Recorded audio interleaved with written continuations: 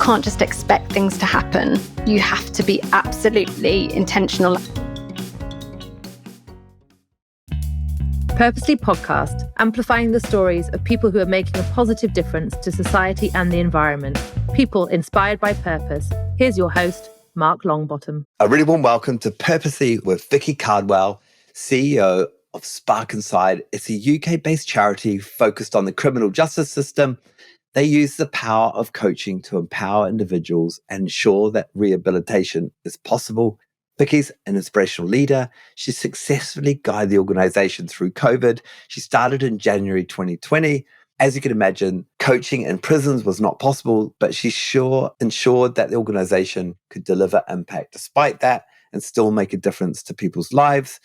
Before we dive into the show, can I just ask, whatever platform you're on, whether it's Apple, whether it's on Spotify, can you please take time to hit follow? It really helps me get the message out there. Enjoy. This episode of Purposely was brought to you by Benevity, the all-in-one software solution that benefits employees, customers, non-profits, and society. Let's get back to the show. Vicki Cardwell, welcome to Purposely Podcast. Hi, Mark. Great to be here. I'm in Auckland, 12,000 miles away. You run a UK-based charity, but you're not in the UK, are you? You're in Helsinki. I am in Helsinki for 1 year, which has been a brilliant adventure for me and my family. But we're on the home straight now, so about 2 months left and then back to the UK. Wonderful.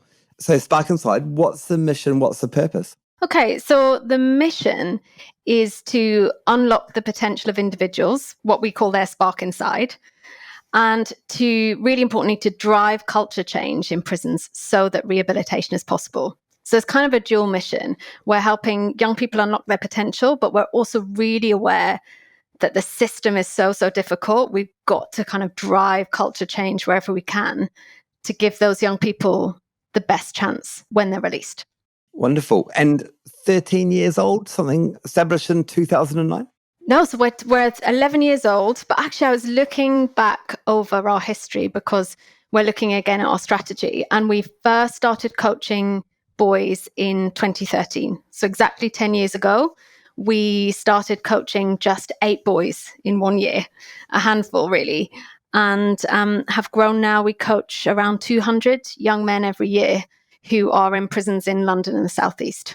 Yeah, and I came across your founder in a role I had as a funder. So it's Bailey Aaron, and a fascinating human being, totally non-typical American, actually I think maybe Canadian, North American, let's say, operating in London, had founded a charity and incredibly articulate, had real vision.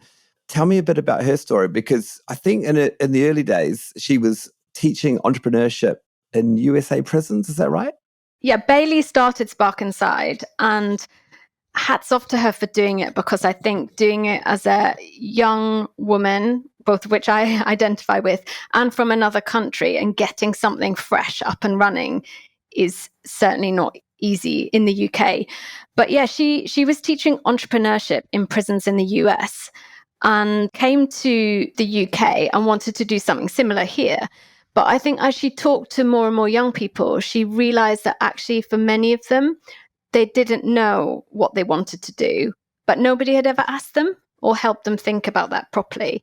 So she started trying to think, like, what kind of program would work for young people in prison? And of course, the first thing you do is ask young people, right? And young people told her 2 things. They said, 1, don't tell us what to do. And 2, don't give us a curriculum. So this sector, like prisons, criminal justice, is full of charities and organizations basically telling young people what to do and what not to do, and trying to give them lots of things to learn. And actually a lot of the boys and young people we work with, like, school was not a good experience for them, but they have amazing passion, skills, entrepreneurship, talent inside of them that nobody is really chatting to them about and helping them find that, finding what they're good at, finding what they really, really want to do. Because if you can unlock that, you can unlock a huge amount for them and actually give them like sticking power when things get really tough, which is exactly the same for all of us, right? If you know why you're trying to do something, what you're trying to do, and you feel really passionate about it, you've got at least a much greater chance of pushing through very difficult barriers and obstacles. So Bailey did come up with a program that didn't have a curriculum, didn't tell young people what to do, and that is coaching. So the way we work is we don't actually mentor young people, we coach them. So we just ask them great questions, help them work out what they are good at, what they want to do, and then walk beside them and stick with them as they take that journey through the gates and out of prison. And I probably should clarify her nationality. So is she Canadian? She is Canadian. Yeah, she's Canadian. I had that gnawing. And what really, like, I found her a real breath of fresh air. Like, she was young and she was fresh faced, and she was working at the sort of tough environments, and not only in terms of tough in terms of prisons, but actually, she was trying to convince people to come with her on the journey, and she had this clear vision, and certainly tough getting people to believe in her from a funding perspective. But yeah, like how much of that early vision for the organization kind of evolved? Because there's some real milestones the organization's had in terms of its program delivery, been allowed into certain prisons, working with certain cohorts. Tell us a bit more about your sort of brushes with Bailey and what's inspired you about her vision and how the organization's evolved. Well, I think Bailey is an amazing individual, and there's some things, I mean, we're very different personalities and characteristics, but some things I took from her and I still really use now. I think some of them are, because this sector, prisons, is very fatalistic. So a lot of people feel like, oh, it's all doom and gloom, you can't change anything. You almost have to go really far the other way and hold the line and say, no, be really hopeful and really optimistic and really imaginative just to shift the dial. So I think her kind of commitment to, we can go for real change, we can be really ambitious, is great. And I hope we still retain that. And I think I do, because I'll often say to the team, we're doing this stuff really well. Where are we challenging ourselves? Like, what are we doing that we could fail? Let's be doing that. Let's push ourselves, and let's be totally unafraid to fail. It's fine, because if you don't try those kind of things, you'll never shift things in the criminal justice system. So I think that's something. And I think she had a real joy. So she'd celebrate the wins. And that's also really important in a system that can often be quite negative. And the public discourse around prisons is really negative. So it's important for us sometimes to step back and go, we actually coached 200 young people in prison this year. That is amazing. And the team are doing that. They walk into a prison. I think a couple of weeks ago, one of my team walked into a prison ready to get the room ready for 8 guys, 2 coaches. And there were just pigeons in the room in the prison. And the room was completely covered in, you can guess what. And she had to just quickly find another room. That's not how it works in the private sector if you're delivering a coaching course. So the team just have to be constantly positive or resilient in the face of real challenge. Yeah. And I think that's something Bailey really put into the founding values of the charity. And I know we still have. Yeah. In my research for this conversation, the one word that sort of jumped out of the website and off the page, if you like, was purpose. There's been a lot of talk about, healthy eating, exercise, loving relationships. But I think there's a whole raft of people who really now believe, as a human being, purpose is so important. And, in terms of rehabilitation, but helping young people to find that sense of purpose, even though they're going through a really tough time in prison, there might be something they've done horrific, something really bad, but, getting them to find that sense of purpose. Like, you guys are basically, that's what you do. Like, that's what Spark Inside does. That's what we do. And I think it's really interesting that all these big, flashy corporate organizations are talking more and more about purpose and doing it for their employees. And I'm like, that's great, for executives, but actually we want to do it for young people in prison who would not ever have access to a coach who comes in and helps them work out their purpose. Yeah. And it's different, it's different for every young person. Like, one young person might say, I want to be a good dad.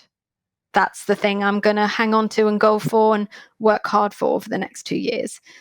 Or another young person, it might be set up my own business. That's quite common. I really want to do it, and for this reason. So for every young person, it's different, but that's a really different mindset to going in and saying, you need to stop reoffending and we're going to tell you how. It's going in and saying, what is it about you that gives you purpose? Okay, now let's work towards that. And in terms of, well, changing tack for a minute and looking back at your career, and we'll arrive back at Spark Inside, because you joined at a really interesting time, Vicki, didn't you? Because you joined in January 2020, just before the world decided to face a global pandemic. But we'll get to that. But looking back at your earlier years, and maybe as far back as childhood, is there any indicative stuff that was going on that led you to a life working in purpose and kind of dedicating your professional career to making the world a better place, giving it a nice big grand title? But is there stuff that went on early on that's indicative? Well, my parents are both very focused on social justice. So that's just part of my upbringing. Like my mum worked for, I think it was called YMCA training, as it was back then, which was supporting long-term unemployed people back into work.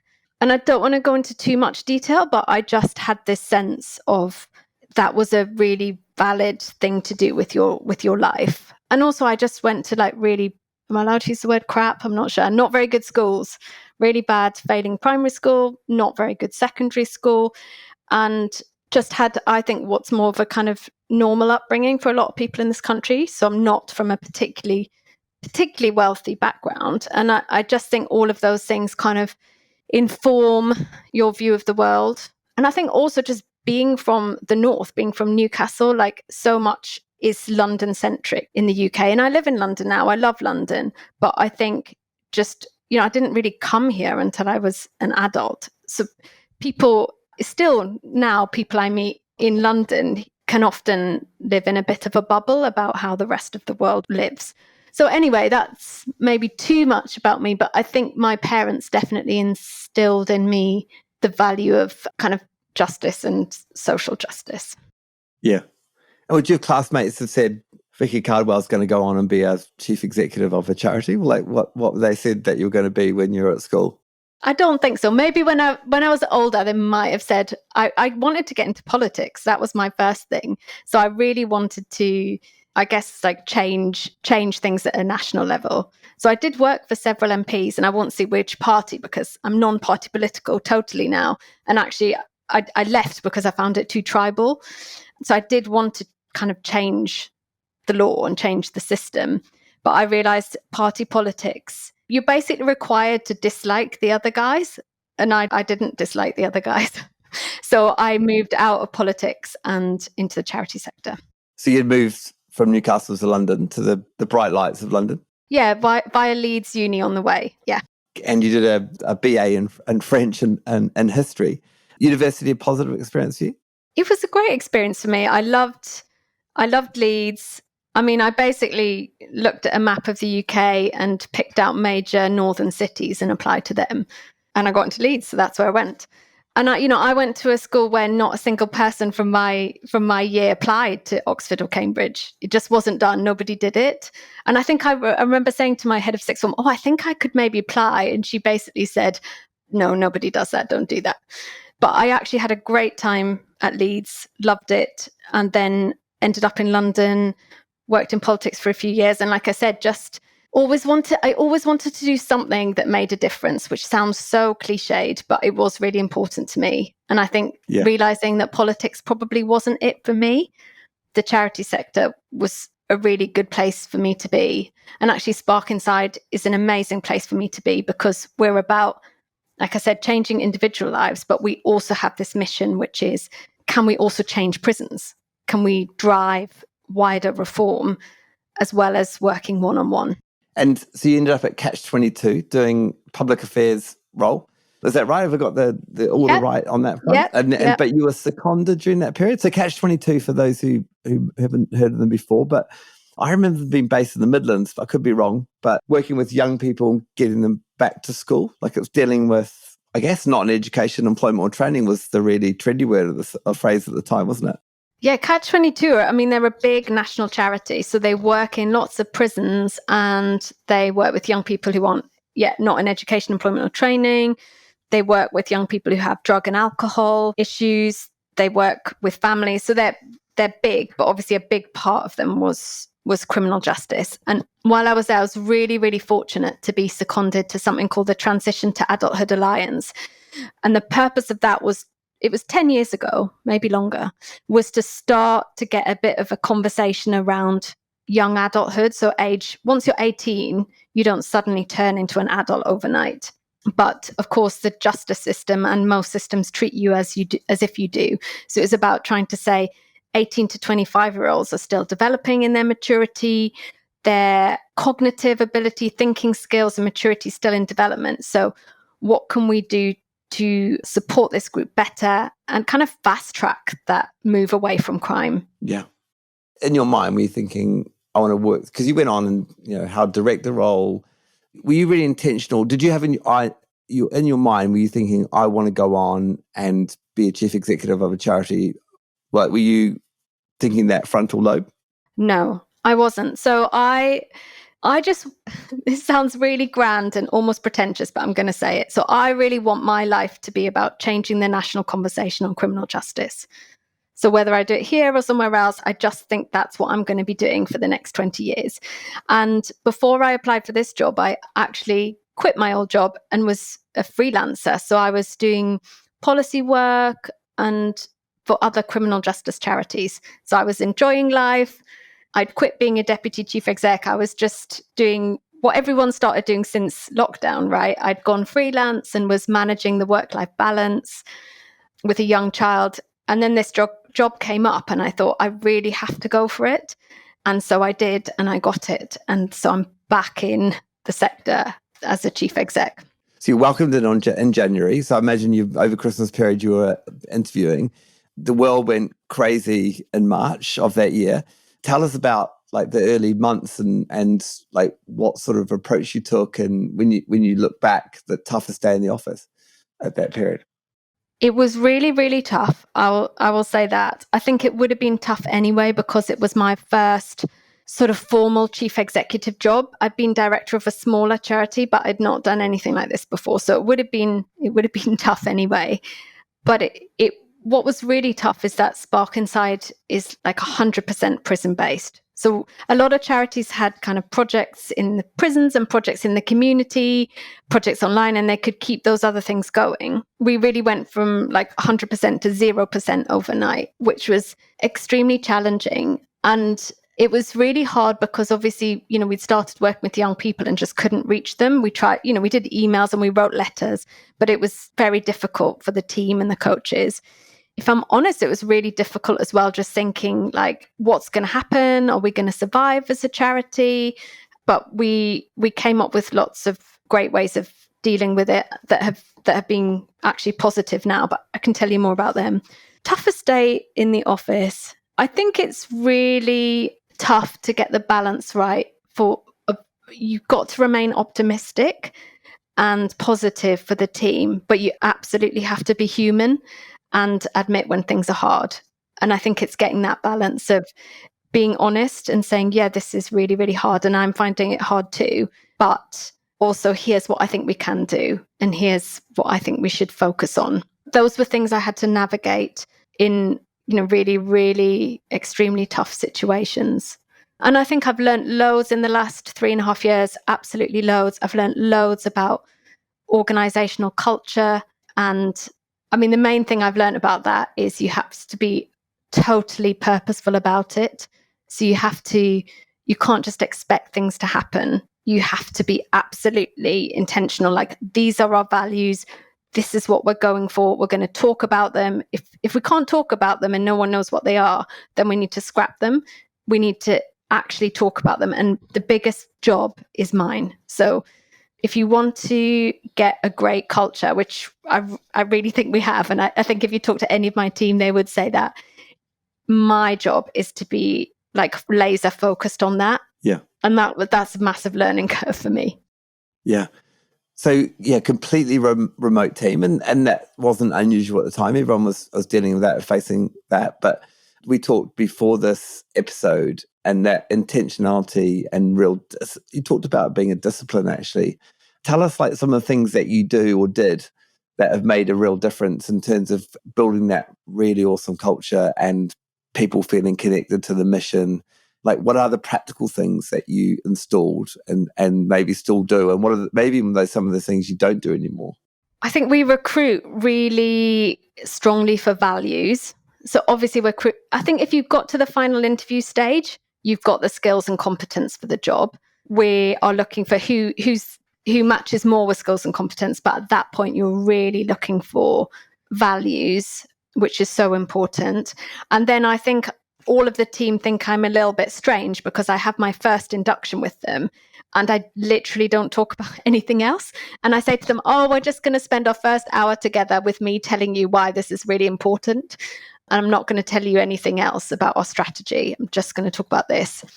And I think probably a lot of them are kind of rolling their eyes and thinking, what is she doing? But I'm just going to keep going, because unless the team know how important it is to me, then they're not going to be as motivated to prioritize how we work together as much as what we do. And that's what I say to them. So we do that kind of thing. And then I think the things we're all learning, like we do have an office, but it's got 6 desks and there's 12 permanent staff plus all of our coaches. So we can't all be in together. But what we do is once a month, we are all together. So we're all together for our meeting. But what we're trialing now is calling it like a work together day. So we just spend the whole day together and people can have one-on-one meetings, breakout, but we'll make sure we've got enough space for everybody to be together for the day. And it's really basic, isn't it? But actually just eating together, drinking together, having a cup of coffee, chatting. It's not a waste of time. It's purposeful time. Yeah. Because if you build the trust, then all of the really difficult things you're going to have to do are so much easier. Like I've done loads of reading about things like psychological safety. And I think more and more companies and businesses and charities that want to operate today, not 10 years ago, need to work on that, because if you get that, you're ready for all of the challenges. And most excitingly, the bit I'm absolutely loving is that I feel like I've really built a senior team that what I call disagree well. So I love it when we get together and people disagree and hammer out an idea and everyone says what they think. And we're not attacking each other, we're just attacking the idea. And I'll purposefully say like, oh, we all look like we're agreeing too easily here. Who's got an alternative view? Come on, can someone please give it? Because I want us to be really good. I want us to be good at disagreeing well. And I think the only way you can do that is if you actually trust each other. Yeah. And just in terms of like dealing with those difficult conversations when you're virtual or when you're not in the office together, just having lots and lots of intentional contact points throughout, like almost doing way more outreach. And I'm thinking messaging, Zoom calls, like just, I think that's what you said to me before the episode was you really make sure that you double down on the communications and the amount of comms. Do you see that to be important? Definitely double down on that. But I think it is less about quantity, it's about quality. So you've got to, I feel like for me, I've got to make my interactions with the team count. So if I'm having a one-to-one with someone, making it count, reading beforehand, being prepared, but also being kind and intentional about how they're doing, and also, pushing performance, which we do in a coaching way here. So it's really about, how do you think you're doing? What would you like to do better? So it's that balance of just making communication as good as it can be.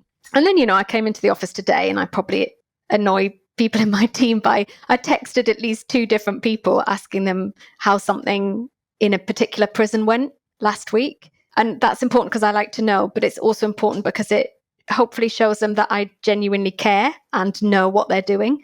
So that's really important to me. Yeah. I don't know how we'll maintain that as we grow, because we are growing, but I think the sense of good communication that pushes both kindness and care, but also pushes performance is really good. And the organisation has definitely had I know from my own experience, had a real instrumental effect on the prisons it works in. And it's really helped to show the way, I think, around this idea that, you've got to help those young people in those prisons find their sense of purpose, find their sense of their self-esteem, start to focus on positive things in life. But does it feel like the system, are you still battling the system? Or do you feel like the system's got the same opinion? Like, because they're going to deal with the overcrowded prisons and all the practical things that they have to deal with. And I'm sure things weren't easy in COVID at all. But do you feel like there's a partnership between Spark Inside and the other providers that exist, and then the whether they're private or state providers of prisons? Do you feel like it's a partnership more and more? That is a really, really good question. And it's making me think, how would we describe it? But all I know is that we have increasingly found that prison staff are huge, right? They play an absolutely critical role in prisons. So imagine trying to go into a school and changing a school and saying, oh, we'll come in and deliver a program, and you don't work with the teachers or the head teacher. So we don't want to be that. So if we want to change the prison positively, we think the staff who are there 24/7 have a massive role to play. And young people tell us that as well. So young people will say, how their day goes depends which officer's on the wing that day. So we kind of fell into it because of COVID. So our big pivot was, okay, we can't get into prisons. We can't reach young people at all. What can we do? Okay, let's coach frontline prison staff, right? Because they're the only ones going in and out. They're the only people interacting with young people in prison. And so we provided our quality life coaches to prison staff. And it was really, really amazing to see the feedback from it. So it was really popular, and it still is popular. So we have waiting lists, and we've now coached 80 prison staff. Majority are officers, but we've coached 9 prison governors now. And what's been really amazing is that they feel it's helped their well-being, which we care about, but it's also helped their interactions with people in prison. So they've been, I think one officer, just the quote was, "It's just helped me be better at my job." Yeah. Which is so important working in such a stressful environment. So I guess the partnership is, can we support prison staff, and they in turn better support the people in their care? So we've definitely convinced it's like mission aligned, and it's also really good for us. One of our coaches turned up at a prison a few weeks ago, and the officer on the gate was like, "Oh, you've forgotten this, you're not coming in today." And he said, "Oh, can I just chat to that guy, that other officer that I coach?" And the other officer helped him get the thing he needed and got him in. So like how prisons work is that prison staff can make things happen.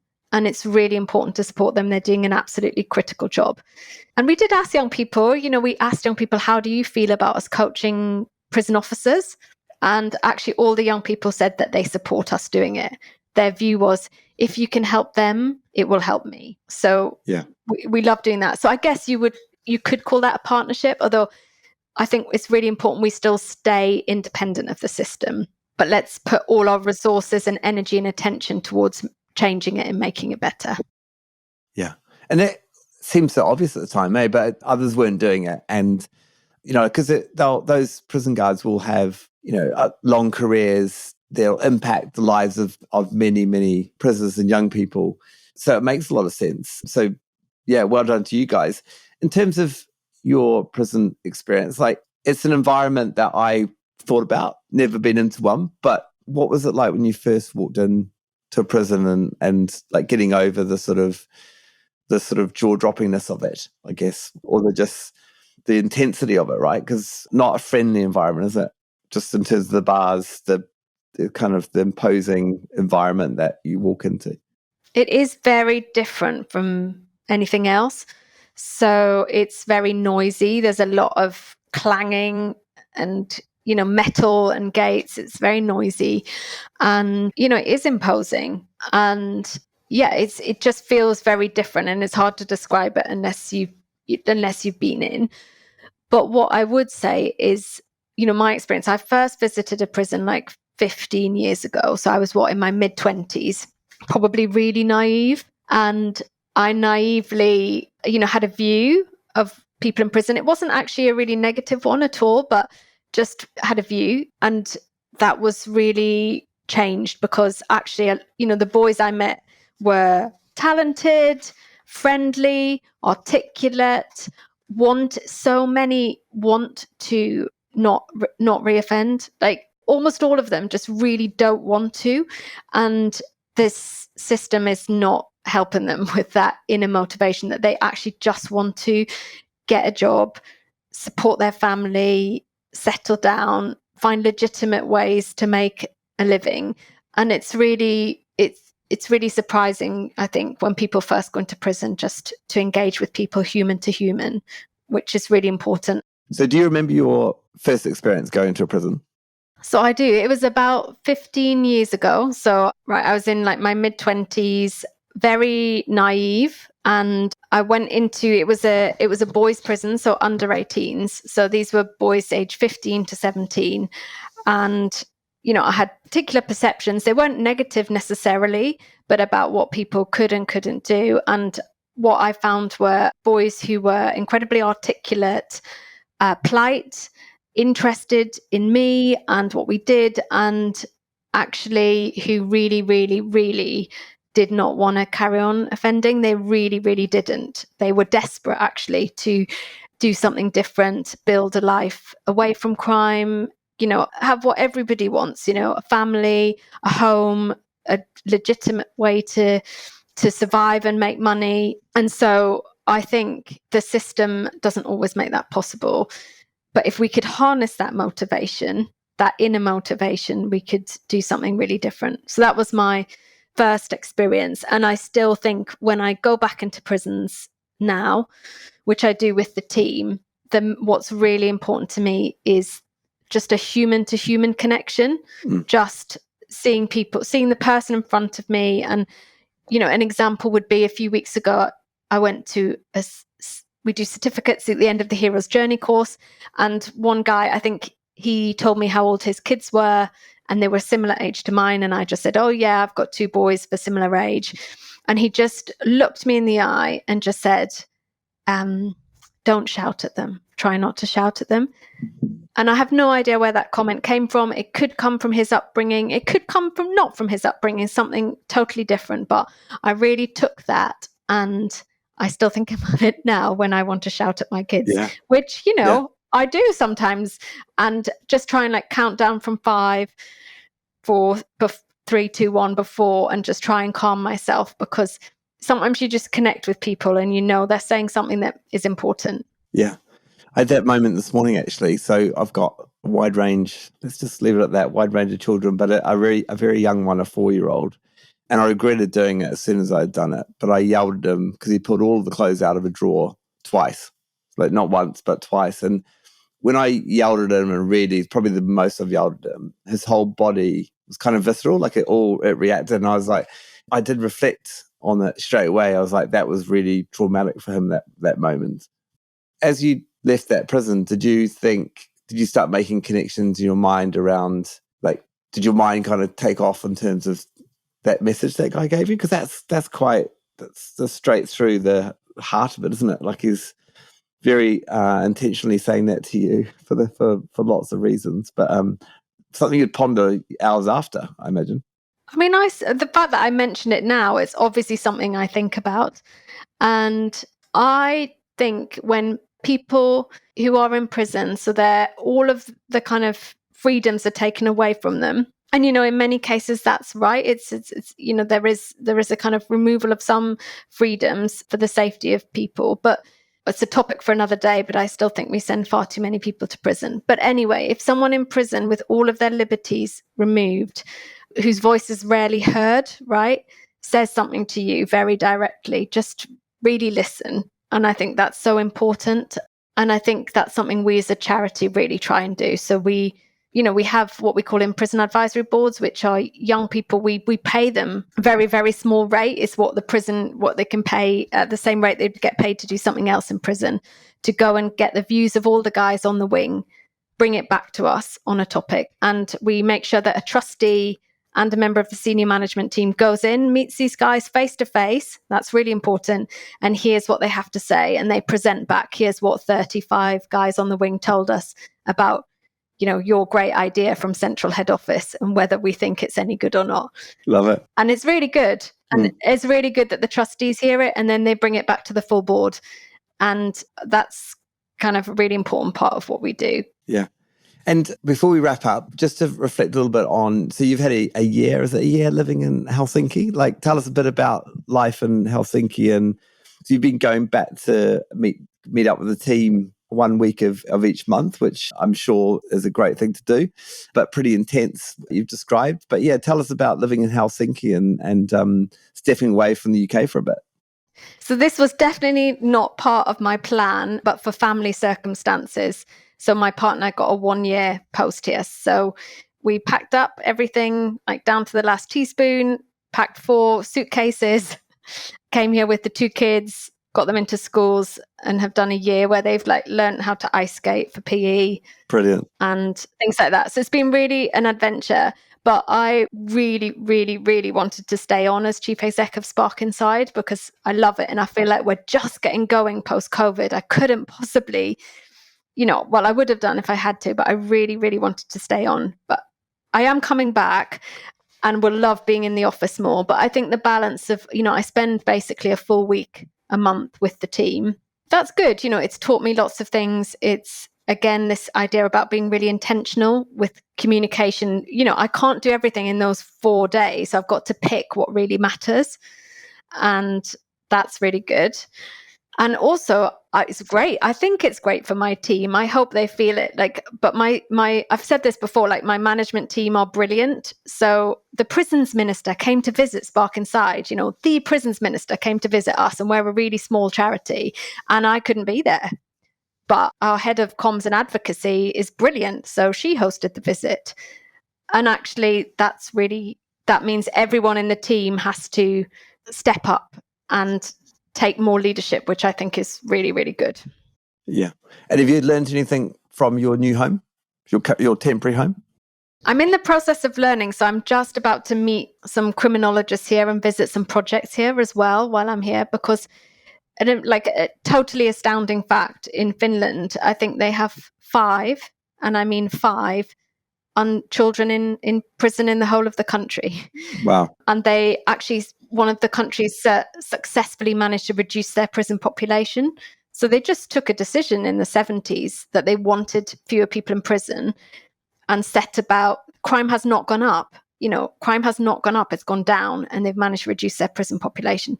So there's lots of things like that I'm learning and interested in. For me, one interesting thing was going to the kindergarten parents' evening, the nursery parents' evening, and 70% of the parents were the dad. So as the mum, I was in the real minority, and I just noted it. I don't know if that's typical, but I have read that Finland is the only country in the world where dads spend more time with their kids than their mum. So it's really unusual. It's in very equitable society. So that's interesting and exciting for me. Yeah. And final question, you've got to get off, but hopes for Spark Inside in the future? We do really want to grow our Hero's Journey program. So we're looking at moving out of London for the first time, which is great. But we also want to maintain our quality. So the big debates we're having is, let's grow, but still be really, really good at what we do and never compromise on quality and never compromise on our culture. So we're fleshing out those questions. What does that mean for us? What is really, really important to us that we will protect and choose to say no to a contract over?